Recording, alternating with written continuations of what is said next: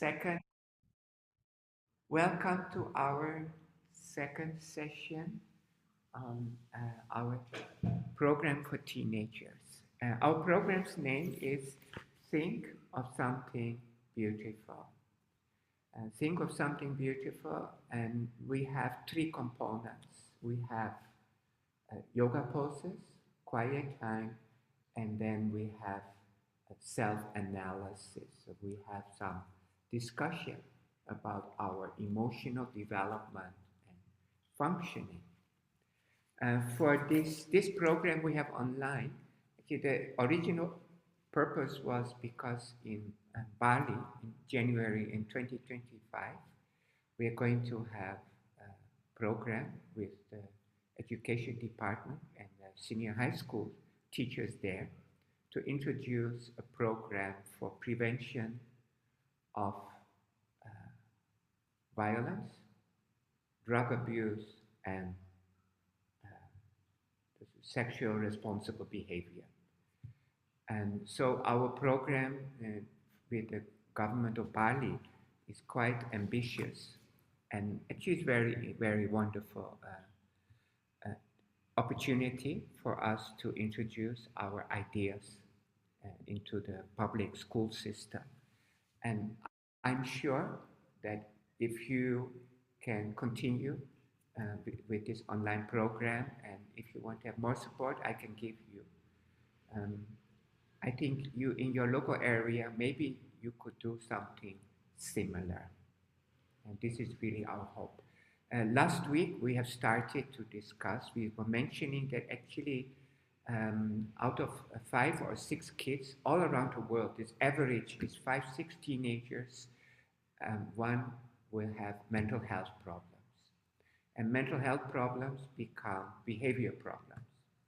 And so we see a problem of suicide. The other day I saw a statistic, every 7 minutes, somewhere in the world, a teenager kills himself or herself.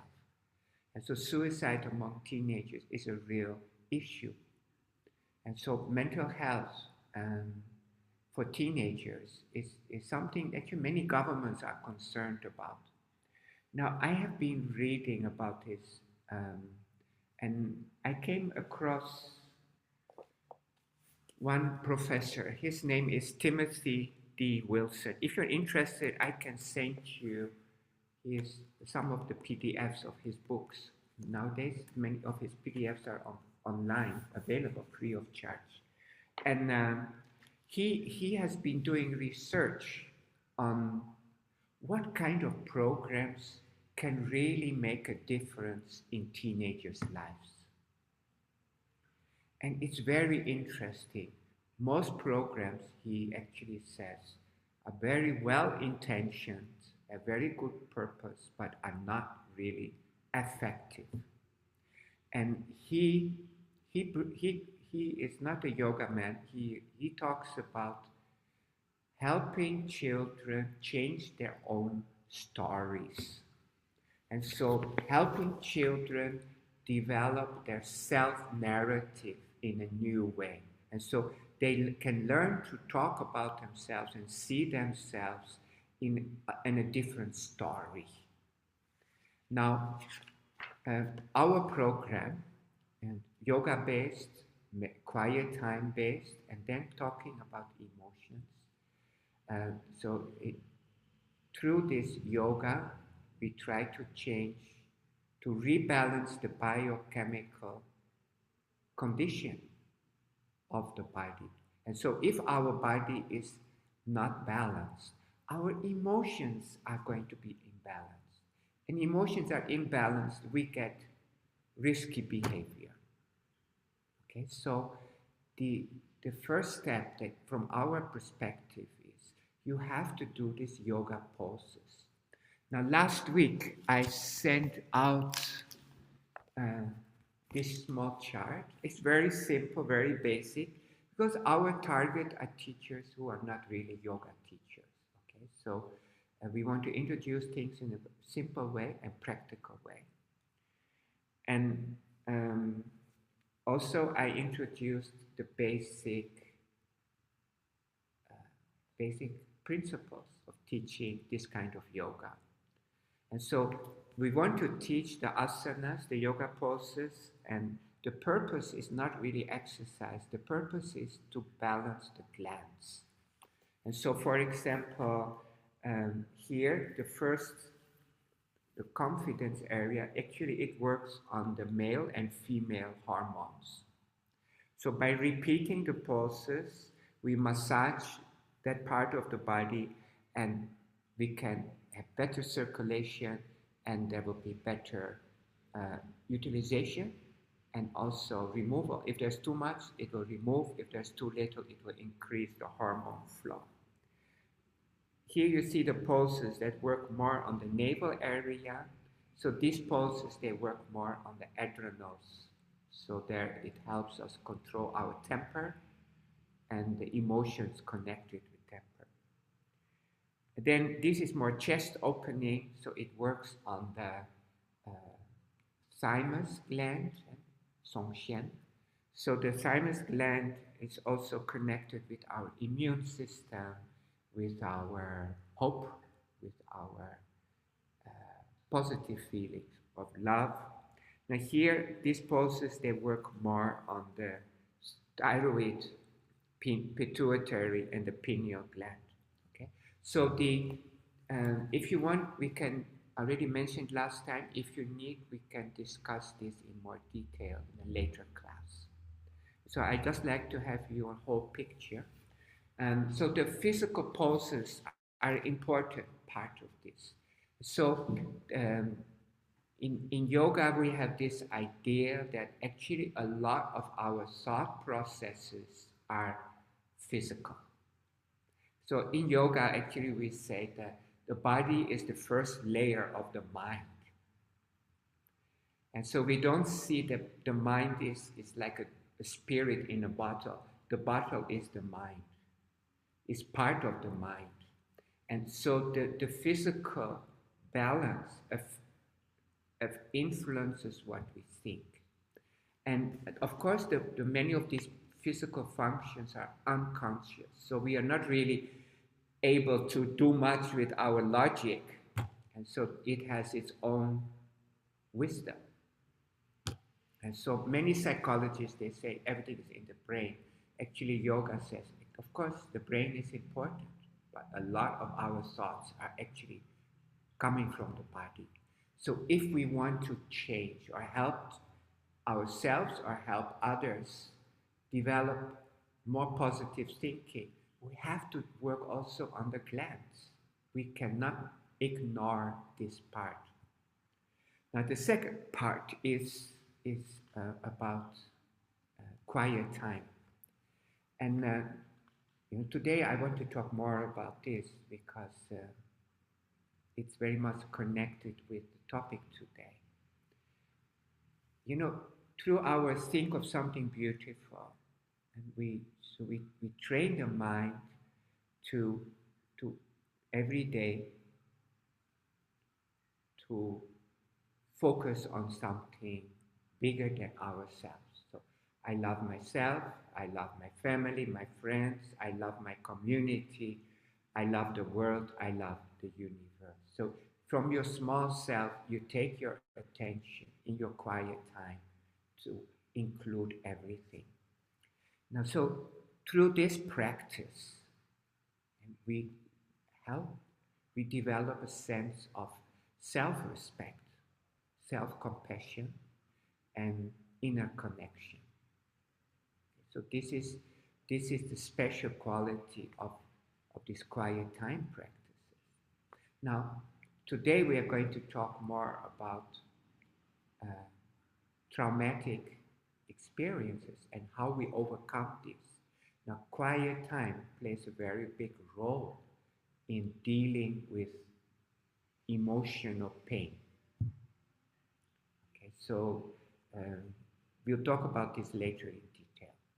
Now, the third aspect is we are talking about different aspects of the mind. And so last week we talked about the earth aspect of our personality. And today we are going to talk about the water aspect. Now, the water aspect of our personality is is the how our environment affects us. And so water actually is very beautiful symbol of this aspect of our person, because water doesn't have its own shape. And so water is shaped by the environment. And so our family, our friends, our culture, our nation, our just being a human in a human society, this shapes very much how we think and how we uh, operate, how we function.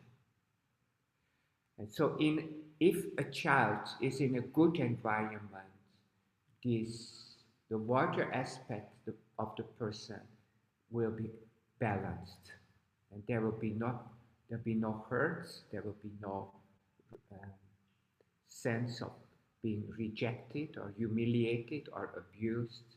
And a child who's growing up in a supportive environment will not will not be stuck in negative water emotions.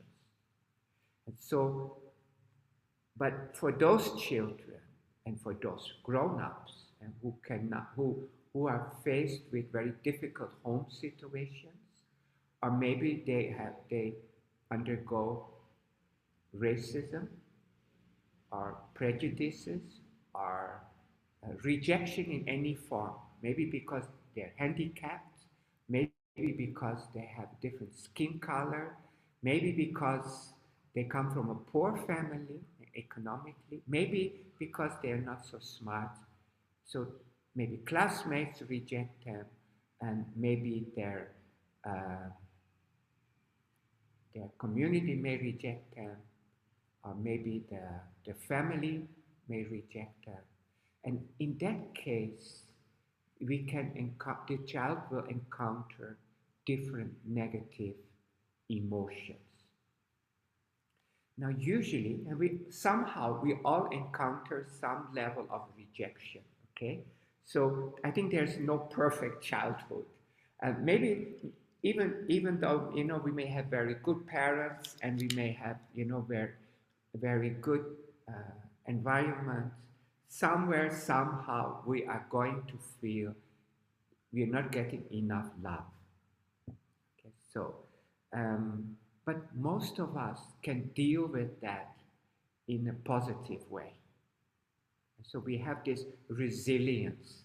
It's called resilience. So maybe somebody says, hey, you're not good enough, but, we can use our own analysis and we say, maybe this person has a bad day, so he feels he just wants to speak bad something, and that's why he says that to me. It doesn't really hurt me. And so this person has this ability that when a person is put down or she's put down, this person can have the resilience to overcome these hurts. Now, usually we develop resilience throughout our lives, okay? And so maybe parents get angry with us, they're not happy with us, and then, okay, we feel sorry, but we also learn to overcome this negative experience. So through these small challenges, we become more capable to deal with bigger challenges. Now, let's say if you are in a family and there are huge challenges, your resilience may be not enough to deal with these hurts. And there we have the danger of getting stuck in emotions. Now, today I have sent you a resource file for session 2. And there are few cards. And so the first card is the outlaw. So let's say you encounter a problem. Now, one possible reaction for children is I ignore it, or maybe even I deny it. And so maybe a person sees something very bad at home, maybe sees violence, maybe the person sees an accident, or maybe somebody sees somebody die. And the first thing is actually one possible reaction is it didn't happen. And so even though the mind is hurt, and so there is really a wound, but the person ignores the wound and says, I don't cry, and I'm not going to deal with it. It's not there. So you deny it. The second possible um, reaction is the fish. Okay, so the outlaw is like the gangster. When the gangster he or she encounter something bad, and then he or she will ignore that. So actually, you ignore yourself. So this person actually is also not capable of feeling somebody else. And so 40% of people who join the gangs, they are teenagers. And gangs, they can hurt people. Okay, so they can hurt people, and they're not scared to hurt people because many of them are in this condition. Emotionally, they're stuck in their uh, uh, in their contempt and disdain for others because they have disdain for themselves. Okay? So this is the first emotion on the water personality. The second one is, okay, I have this pain. I don't know how to deal with it. Okay, so and this happens a lot. Children who undergo, for example, sexual abuse, they may not talk about it for a long time. They know it's there. They know something bad happened to them, but they don't have the skill to deal with it. Maybe after 20 years or 30 years, they have this courage or this strength to deal with the hurt. So in this case, many children maybe uh, become, uh, they close down. They know there is something wrong, but they don't know how to work with it. Now, the third type of reaction is, for the water personality, is this emotion. It is that, okay, I have this pain, and I want to soothe my pain. But instead of dealing with the pain, this person maybe will go shopping, or this person will become obsessed with music, maybe one music group, or become obsessed with food, and eat too much or eat too little, and like this anorexia, I would say, it is part of this problem. Um, it can be also become addiction. So person maybe will go drink alcohol, and these are actually very shocking figures when you look at it. Um, these figures are from the USA. Half of the children by the age of 18 have already had sexual experience, actual sexual intercourse. One third of children and teenagers, they have had alcohol. Um, and okay, we talked about this. 1 in 20 of the kids, means about 5%, end up in gangs. And so teenagers, they end up in these violent groups, or they become, uh, they misbehave, or they develop these uh, bad habits with drugs or alcohol. This may be possibly a reaction to their uh, emotional hurts. Now, the fourth emotion that's also very common is lack of confidence. And so here I call it the victim, oh, sorry, This is not a card. The prisoner.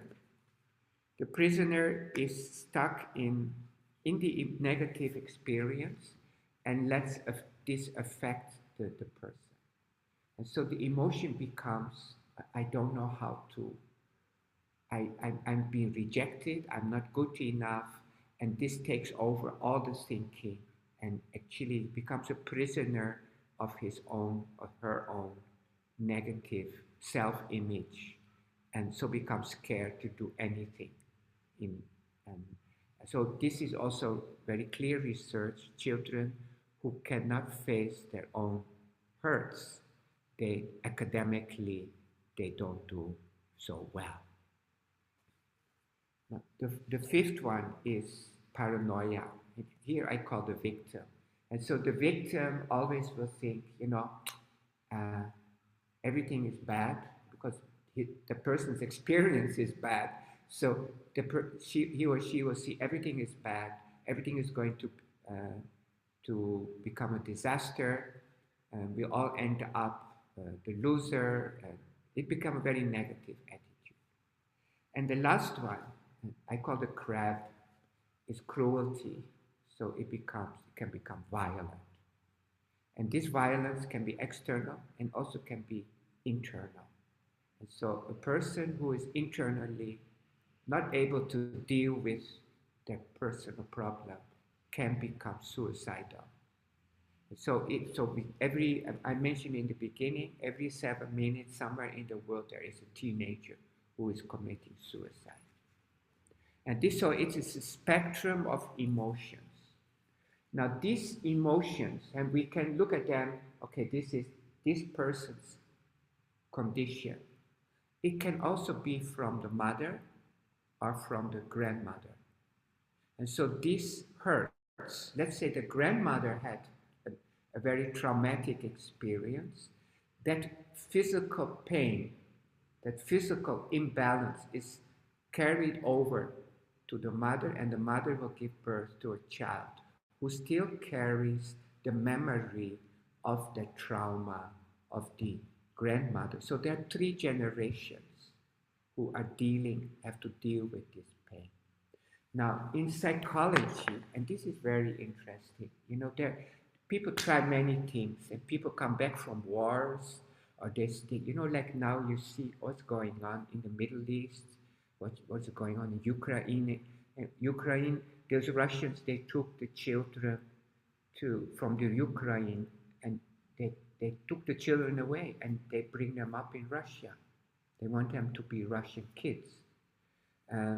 You see the suffering that's going on in the Middle East, in these wars, and there's so many children, they see this.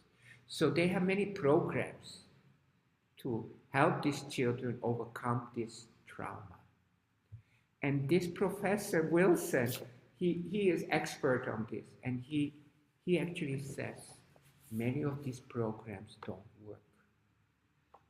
But what works, and this is very exciting for what we are doing, is every person needs time to digest experience and in their own time. And so, for example, and he gives this example in his book, that he talks about a firefighter. And this firefighter, he went into the house because it's a burning house. And he wants to put out the fire, but the fire is too big. There is a door, and he cannot open the door. And there's a man behind the door. And he's pushing and pushing and trying. He cannot open that door. And finally, when the whole fire is put out, they open that door, and then he finds a man lying there, curled up or burned, dead. And he knows that man actually is one of his friends, his old friends. So now what they do, the fire department, they have a program. It's okay, come, you have this bad experience, sit down, talk about it. Now this Professor Wilson says, if you push people to talk about a negative experience immediately after it happens, it actually makes the problem worse. And so the case of this firefighter, 20 years later, he still has nightmares thinking about his friend being burned in that house behind that door. And now this professor says the reason that he could not free himself from this memory is because he was not given his own time to digest it. Now, I feel this is one of the beautiful things with our practice is we ask our children to close their eyes and bring love to everything. Bring love to our own thoughts, our own feelings. Bring love to the people around us. They may be good, they may be bad, but we send them our compassion. We bring love to the community, we bring love to the world, we bring love to the universe. So in this process, and we so many thoughts come up, so many emotions, our attachments, are things that are very difficult to let go of. And we, in our heart, we keep sending love to these thoughts. And this Professor Wilson, actually, he says, yes. And the best way is let every person naturally digest the experience. And after, when the person feels he or she is ready, he encourages them to write. So write about something, write about your feeling. For a few days, just write. Write it out and try to make sense, find meaning in this bad experience. And so I'm sharing this with you because in future, if you want to teach children or you want to teach a program like the Think of Something Beautiful, keep this in mind that forcing people to talk about a negative experience may not always be positive, may not always have positive results. But letting children, and they can sit in a chair, they can sit on the floor with their legs crossed, doesn't matter. Ask them to close their eyes and be honest with themselves. And so when they're honest with themselves, they will not become a gang mentality. They will not have, they will slowly learn to digest the negative experience. And they will, by facing their own minds, they may not end up with addiction. And there actually is research that shows that people who do meditation actually have much less problem with this kind of addictive behavior. And so quiet time, and we have to keep in mind that so a person is hurt very much. It can be a trauma, it can be a feeling of suddenly losing all trust and support and feeling rejected.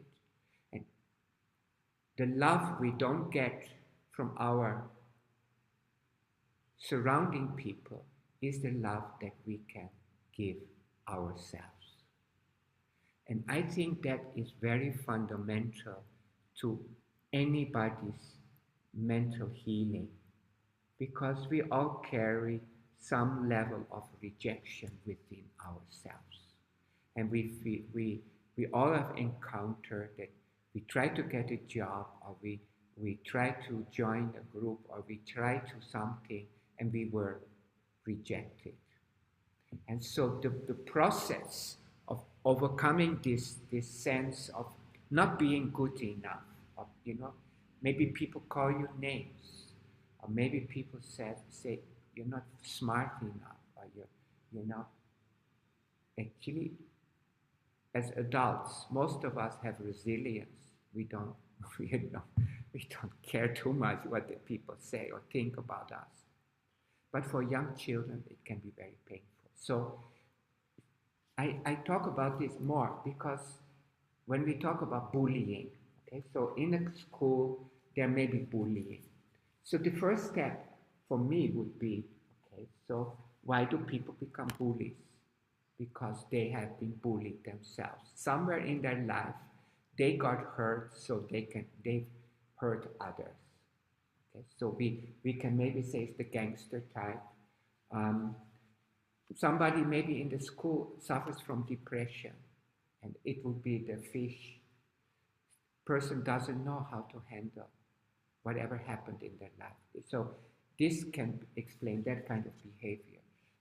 Somebody, and this is very interesting, and because children may feel peer pressure, so they see somebody is drinking, and they feel, wow, that person is like an adult, and they feel they also should they want to be adults. So maybe they say, I also want to drink, and so the idea that that somebody is drinking, I think we have to tell children this is maybe it is a, an expression of something that is a wound in their own mind. It's not really a sign of being so grown up. It is a sign of pitiful person. And now it's like this Professor Wilson, and they do this experiment. So he is professor in this university, and they have a drinking problem. So they have different dormitories. So in one dormitory, they sent out flyers, and they said, okay, if you drink or you smoke, you get these health problems, and you will die early, you have more risk for accidents and a different bad behavior. And in the other dormitory, they sent out a picture, and a guy is drinking.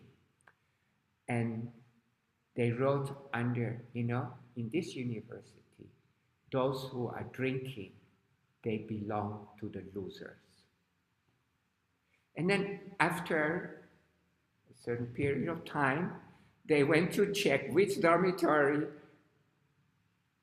was drinking more. So where did the students drink more? In the first dormitory where they got conscious information, or the second dormitory where they got this idea that, if you drink, you belong to these hopeless losers. So they found that actually the second dormitory, there was much less drinking than in the first one. And so the idea that drinking is something adult actually can be debunked. It can be logically explained. It can also be emotionally explained. And so the ideas that we have for dealing with the water personality's emotional problems, and the first one is self-love. And I think our think of something beautiful, actually the core of it is to develop more connection with your own values. And now let's say you go, if you're already in a school, then maybe this is an approach. Okay, you have the spectrum of emotions for people who get hurt, and if you see these emotions, actually they represent some hurt somewhere. It's not really a sign of greatness, and we should try to help them deal with it, support them, overcome their pains. What Professor Wilson talks about a lot is those who have this sense of being rejected and alienated. They can overcome their negative self by doing service, community service. So he takes teenagers to the old people's home. He takes them to hospitals. He takes them to these children's homes, or he takes them to handicapped children's institutions, and and they find that children who help others actually learn to help themselves overcome their own negative self-image. And so I review one more time, is we have a part of our personality that we call the water personality. And this water personality depends on our circle, our social circle. We need people, okay? Everybody needs people. We can say I don't need people, but actually we all need people. And um, if the people hurt you, okay, then we have to find a way of self-compassion to overcome that hurt. Okay, so that is our suggestion here. So quiet time, send love to each and everybody around you, within yourself, every feeling, the whole world, whole universe. And so if a person has this inner connection, has this inner, actually it is a big part of resilience. And so this self-love, self-compassion is important for resilience. So if a person has that, that person is not going to easily be influenced by peer pressure and or misbehave. And so actually for those of you who are doing already children's yoga programs, I think you can see the continuation, and that you train the children in self-compassion, in self-acceptance, self-respect, in quiet time, embrace yourself, find your beauty, find your peace. And this training actually prepares them for the teenager years. And so that is already a wonderful foundation. If kids don't have it, resilience can be trained very well. And so quiet time, this self-compassion, think of something beautiful, can create this resilience to deal with these inner hurts.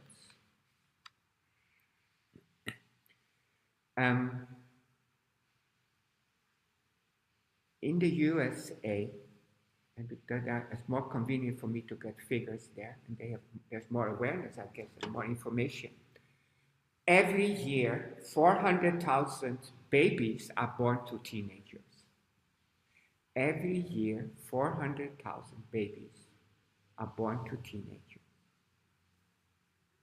I think about 25% of these teenage moms have a second child before they are 20. Children of teenager mothers, they are more likely to have drug addiction, end up in jail, and academically do not well. And so the governments know all these things, so they try very hard to stop this problem amongst teenagers. And I think one of the reasons that the Bali government supports us to give these workshops is that they see that teenagers' misbehavior is a loss for society. It actually, in the UK, they put a figure, 106 million British pounds a year is the cost of dealing with teenager problems. Last week I mentioned to you about the destruction and violence. Teenagers, there's a loss of, I think, $625 million a year. This is only in schools. So these are tremendous problems, and if we actually can prevent these problems, we can save every country so much. And it's not just money, okay? It's just so much human pain. Imagine you are a parent and you lose your child to suicide. I don't know how you can deal with that. It is such an emotional trauma. And so this, so I, the way I see it, if we keep working hard and we can get more scientific research and to see the efficacy of our kids yoga programs and teenager yoga programs, I believe that the, within another 30 years, kids yoga, teenager yoga, quiet time, they will be very common everywhere in the world. And so this is the, so so we have talked about if we are rejected and how we deal with that. Okay, so you can actually I sent you some resources. I have this. I sent you the cards. I've sent you some stories. Okay, so there is a, there is a chart in your on your the first page of your resources, and on this chart is famous people and their water emotions, and so the emotions of their water personality and how these emotions affect their behavior. And so here I put Joseph Stalin. Now Joseph Stalin was a very cruel man. Under his, he was the president of the Russian Empire for many years. Under him, many people died. He was very suspicious of everybody around him, and if he didn't like you, he would kill you.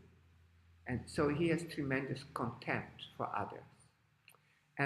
Actually, he didn't have a good childhood, and he was very bad to his wife. And finally, his wife couldn't stand him, and she left him. And I think she was the last person who kept Stalin's believing in something good in the world.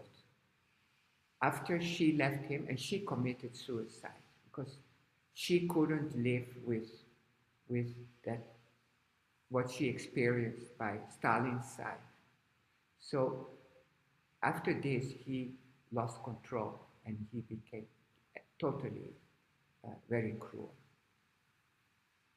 And so you can see that how dangerous these water emotions can be.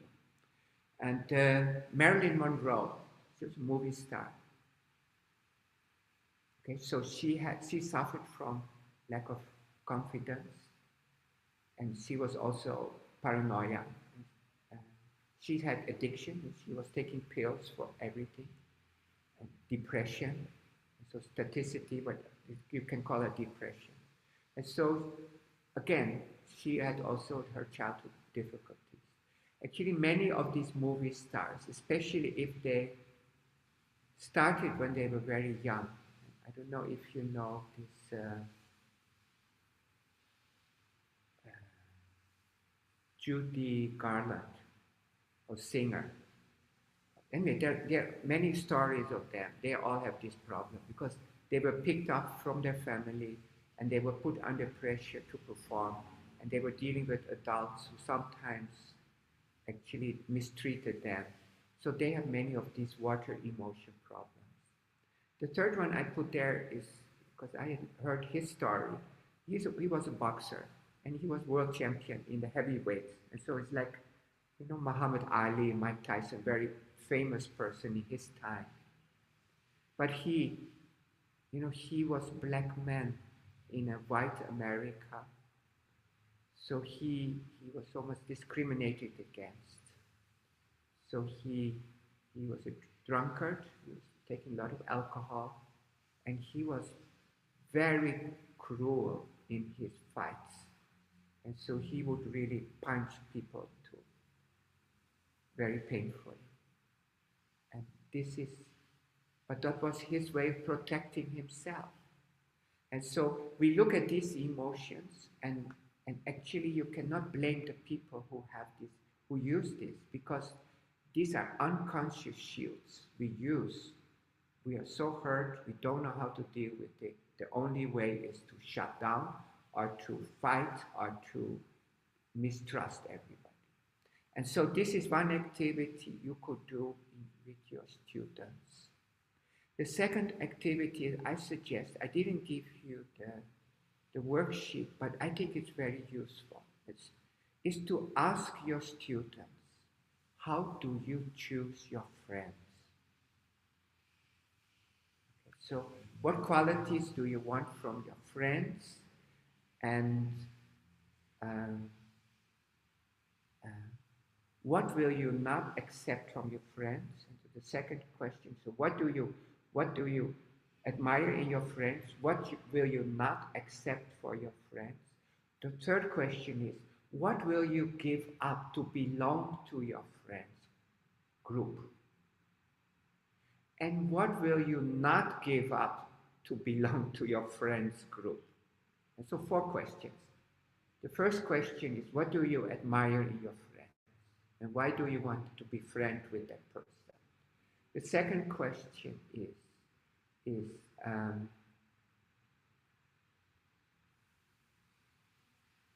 what do you dislike? What will you not accept in your friends? And what will you give up to be your friends? And what will you not give up? Okay? If you want, I can send you that worksheet. And the reason I put this activity, because I want the students to think about their limitations. What are their red lines? And so, for example, a girl, she has a bad home situation. She doesn't fit in. So she goes to school. Maybe she didn't have proper nutrition and she cannot pay attention in the class. When she goes home, she cannot do homework. So she's rejected in the school. The teachers don't like her. The classmates don't like her. She joins a gang because she wants to belong somewhere. So she joins the gang, and the first thing they do is, are you really ours? So they abuse her. Okay. So she is ready to actually give up everything to belong to that gang. So we have to learn, and actually Professor Wilson says this kind of training doesn't have much effect, but I believe in combination with the changing the hormones to yoga poses and the quiet time, we have to have a little bit we call cognitive behavior therapy. Means we learn to analyze consciously our behavior. What is our red line? What will I not do for my friends? And what am I ready to do? And so, for example, I have my yoga friends. Now you will see yoga friends, they wear certain clothes. Okay? And so I remember the first time I had this group, and the first question after class, they say, hey, what should we wear? And you know, in yoga, we don't care what you wear because yoga is about your inner feeling. You can come in any clothes to my yoga class. You don't need to fit in with certain kind of, yoga clothes. But, this is a common attitude. So, and this is not harmful. But for example, if somebody says, okay, I go to the yoga class. Now, maybe I should lose weight. Or maybe I should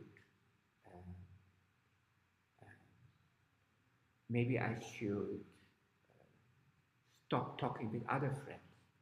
And so maybe some yoga people say, oh, you join, you are vegetarian, you shouldn't join meat eaters. So if you have meat eating friends, you will lose your focus and you become a meat eater, so you should reject your other friends.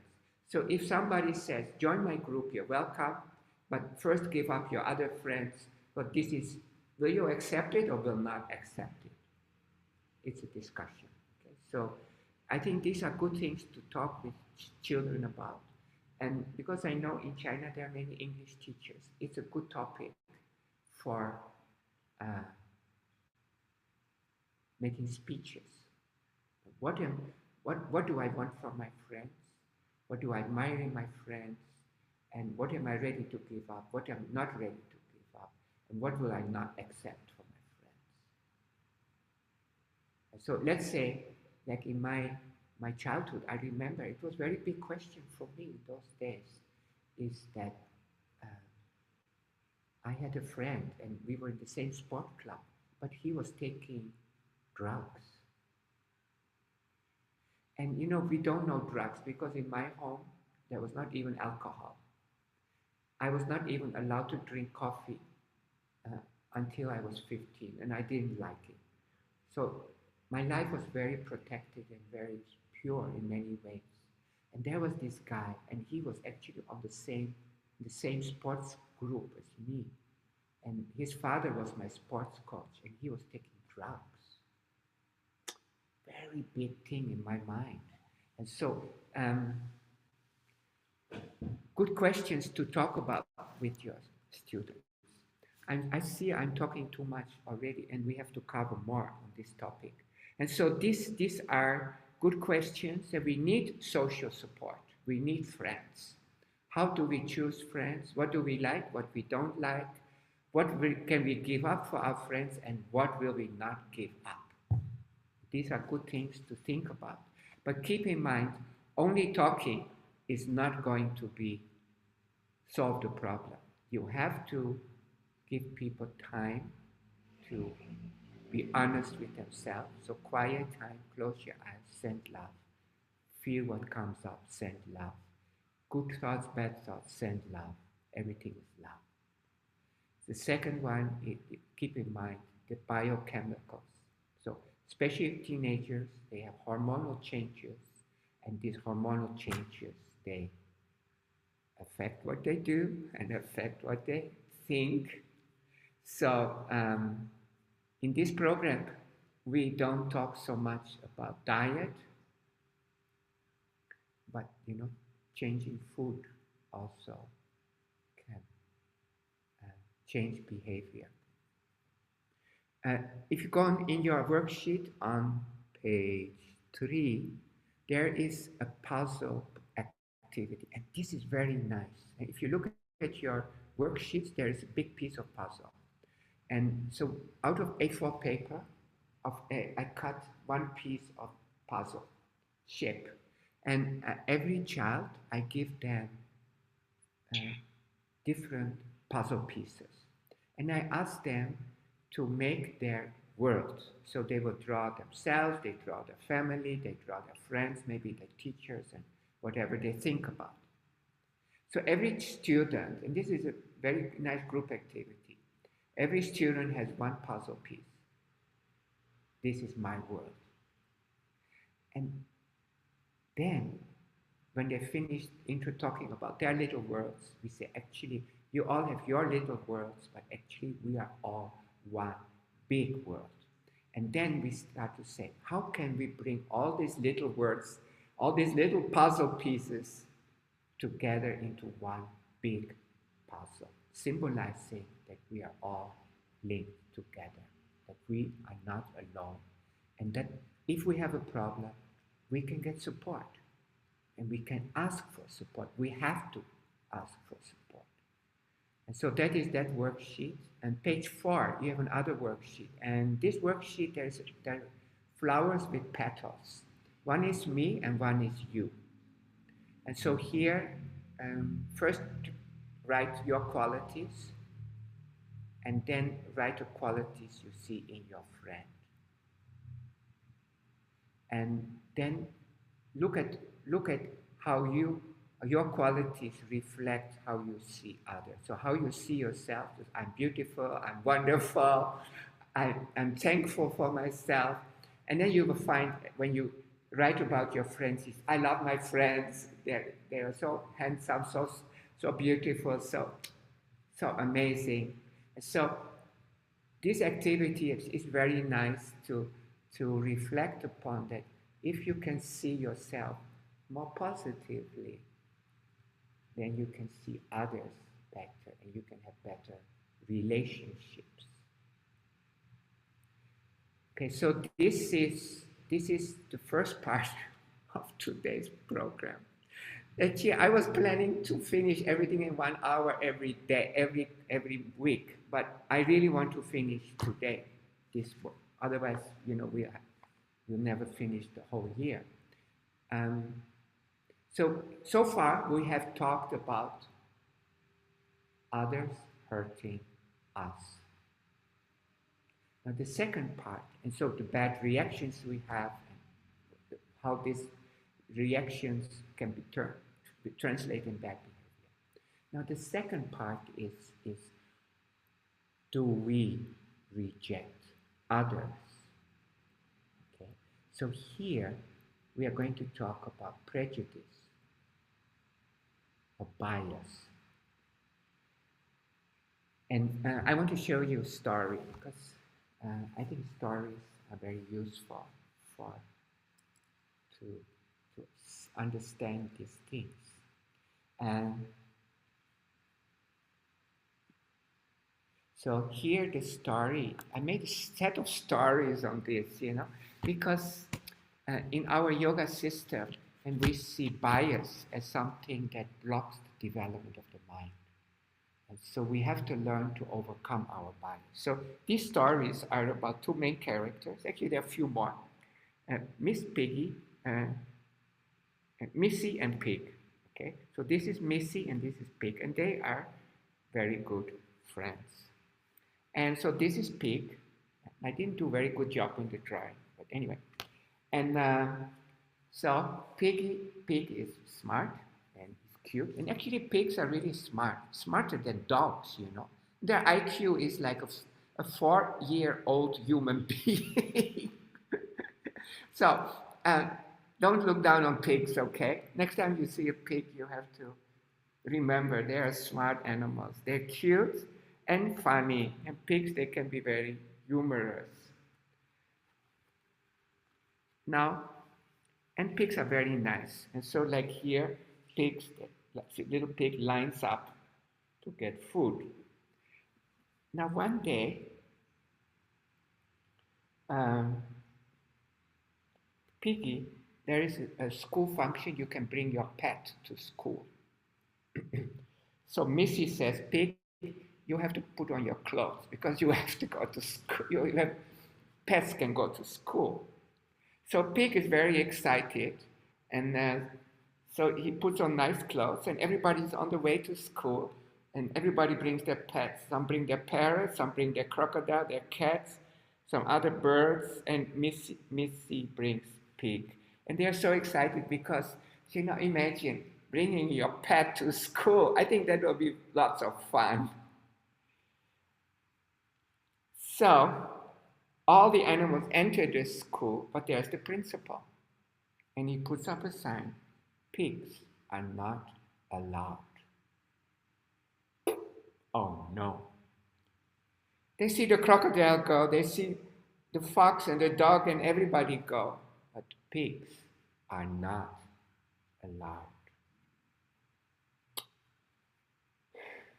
Piggy doesn't know what to think. He says, why? And he says, what's wrong with me? What's wrong with me? They have to go home. They were so excited.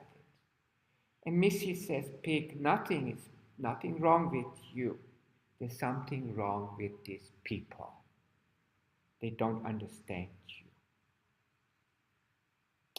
Pig becomes very, very sad. Just then, there's a knock on the door. And so this is the other fixed character. The principal is always prejudiced. And there comes Blue Bear. So Blue Bear says, Pig, what's wrong? He says, they hate me. They don't let me go to the pet day in school. Well, he sees Pig has a stick in his hand because Pig is angry. He wants to beat up the people. And so you remember in our 6 emotions, the last emotion, cruelty, violence, he wants to be violent.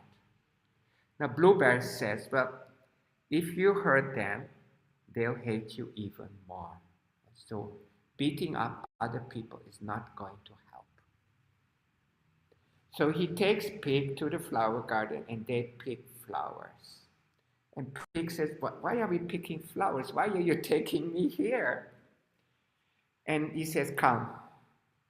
And he says, this is why. They go to the school. They stay at the gate.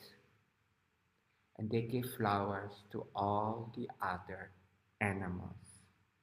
And the pig says, I love you. I love you. I love you. I love you. I love you. I love you. So that day, Pig goes home with Missy. And he says, can you really overcome hatred with love? And Missy says, well, I don't know, but I'm sure I'm very glad you tried.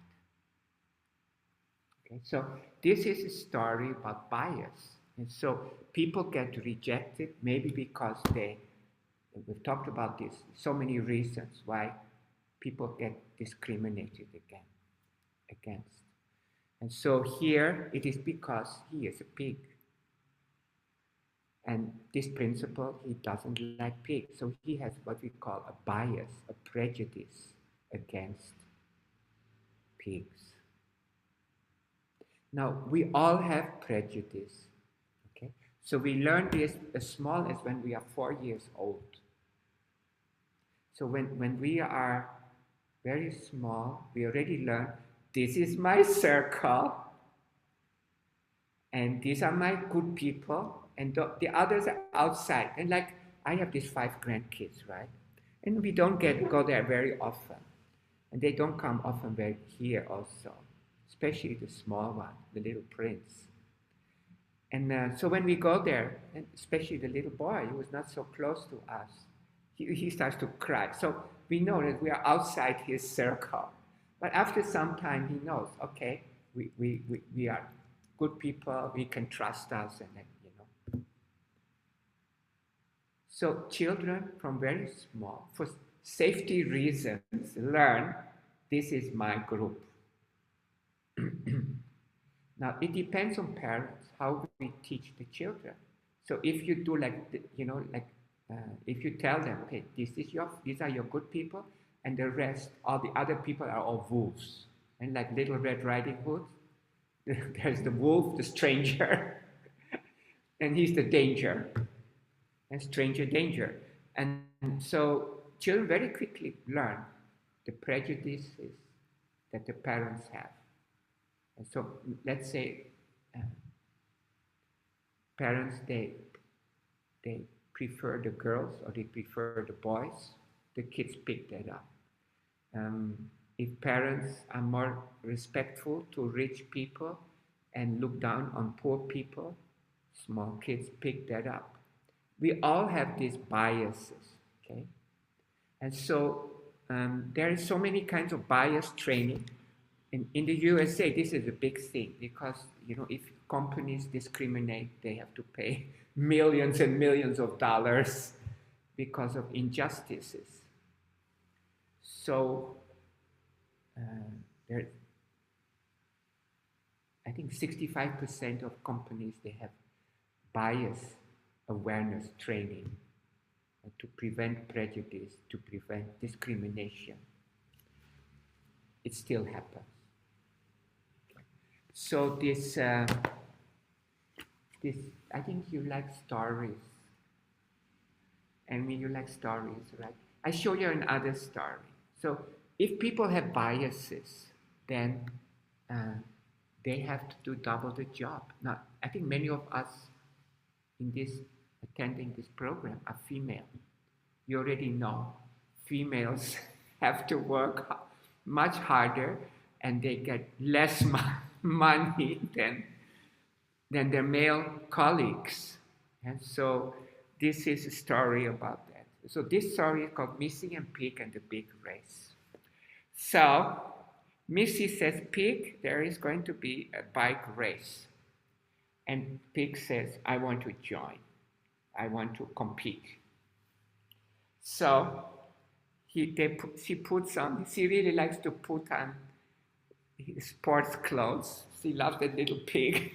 And so he puts on these lycra pants and And he gets a nice bite, and Missy is so excited. He says, wow, you really look so cute, so handsome, so smart. You're going to be number one. He says, yes, I'm number one.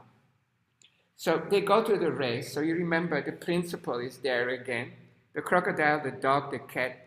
One has a skateboard, one has I don't know what you call that actually, stepboard. And other has roller skates, and Pig comes on his bike. The principal is not happy. So the principal explains the route, the route. So here's the start, and here's the finish.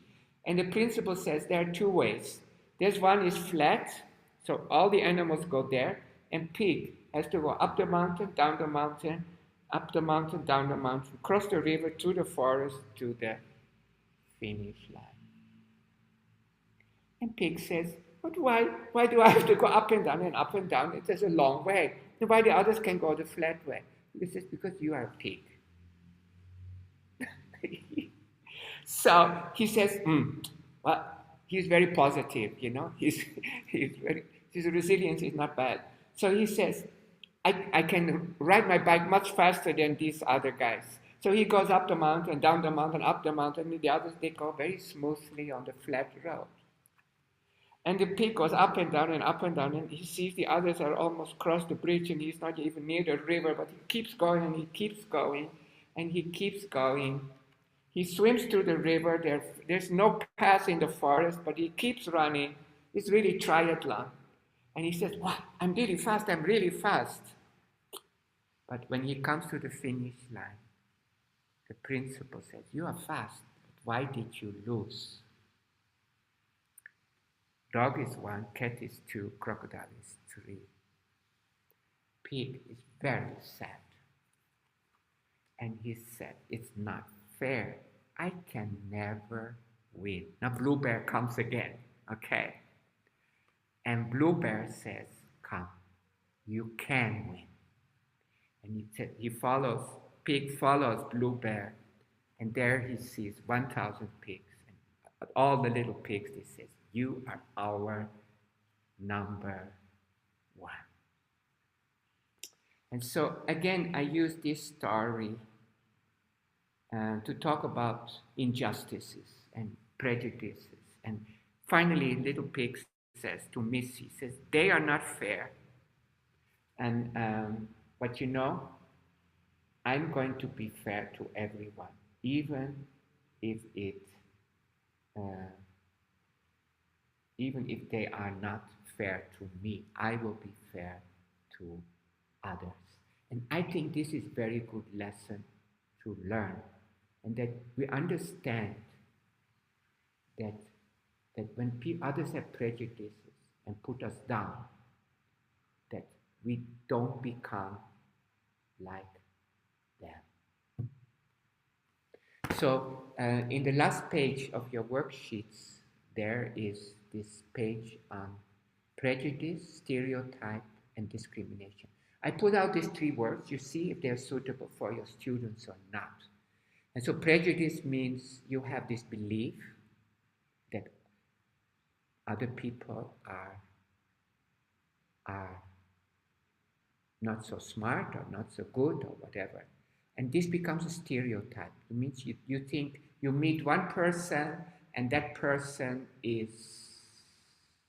maybe he's fat and he's doesn't do a good job. So you feel all the fat people don't do good jobs. So it becomes a stereotype. You generalize your bias. And then next time you have a fat person to come and join your company, you will reject the person and you discriminate because of the body size. And so that is behavior is informed by bias.